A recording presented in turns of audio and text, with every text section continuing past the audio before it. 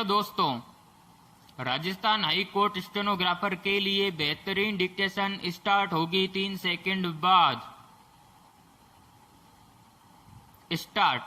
भारत आज समय के उस दौर में है जब उसके इतिहास के 100-150 साल पहले के पन्ने नए सबक के तौर पर सामने हैं विराम। यह इस लिहाज से भी अहम है कि 7 दशक पहले तक हम पराधीनता के उस दौर में थे जिसमें कुछ भी न तो मन का था न अपना विराम।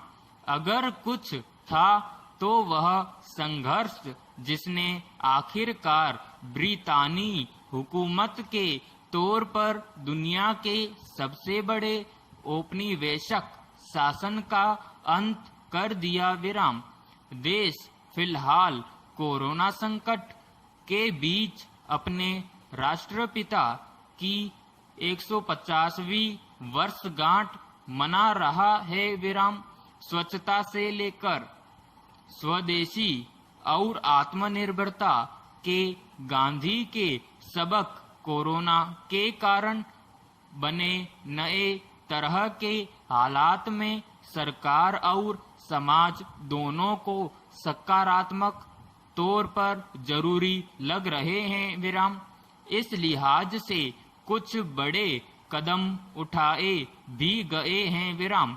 इसी दौरान हिंदुस्तानी तारीख के एक और सुनहरे अध्याय के 100 बरस पूरे हुए हैं विराम। यह अध्याय है असहयोग आंदोलन का विराम। वह आंदोलन जिसे देश की पहली जन क्रांति भी माना जाता है विराम।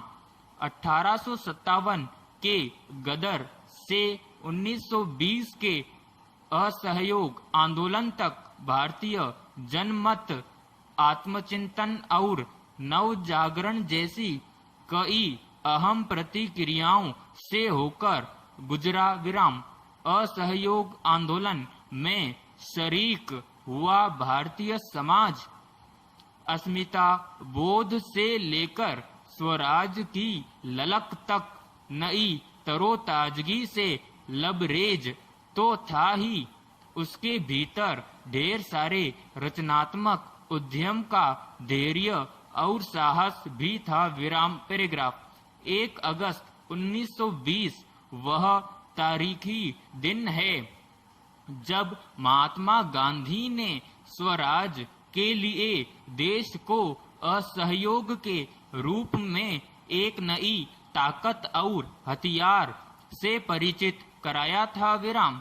असहयोग आंदोलन का लक्ष्य तय करते हुए गांधी ने 1 साल के भीतर स्वराज प्राप्ति का नारा दिया था विराम।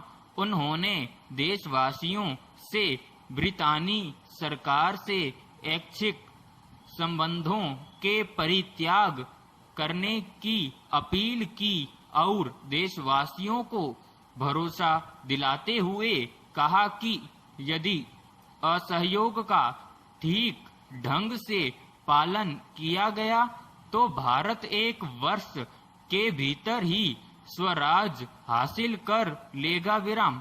हालांकि यह आंदोलन अपने मकसद में पूरी तरह सफल तो नहीं हो सका, लेकिन इसने भारतीय स्वाधीनता संघर्ष को एक नई ऊर्जा व दिशा जरूर प्रदान की विराम। इस आंदोलन ने गांधी को राष्ट्रीय स्तर पर स्थापित किया विराम। दिलचस्प है कि महात्मा गांधी दक्षिण अफ्रीका से लौटे तब महज 5 वर्ष का समय ही बीता था विराम। वे भारत की राष्ट्रीय राजनीति के लिए बिल्कुल नए चेहरे थे विराम। पैराग्राफ। इससे पहले चंपारण सत्याग्रह का उनका प्रयोग अंग्रेजों की सीधी मुखालफत नहीं था विराम। अलबत्ता चंपारण ने गांधी को निश्चित तौर पर वह जमीन दी जहां उन्होंने भारत में पहली बार सत्याग्रह के प्रयोग और ताकत को आजमाया। विराम। इस प्रयोग ने उन्हें यह भरोसा दिया कि अहिंसक और रचनात्मक तरीके से भारतीय समाज को न सिर्फ जगाया जा सकता है बल्कि इनके जरिए बड़ी आंदोलनात्मक सिद्धियां भी हासिल हो सकती है। विराम। लिहाजा यह समझना भी बेहद जरूरी है कि असहयोग आंदोलन के जरिए पहली बार गांधी की छाया भारत के राष्ट्रीय परिदृश्य पर पड़ी और वे स्वाधीनता संघर्ष के केंद्र में आ गए। विराम। महात्मा गांधी भारतीय स्वाधीनता संघर्ष को अहिंसक रूप के साथ आगे बढ़ाना चाहते थे। विराम समाप्त। यदि आपने अभी तक YouTube चैनल को सब्सक्राइब नहीं किया है तो तुरंत सब्सक्राइब करें।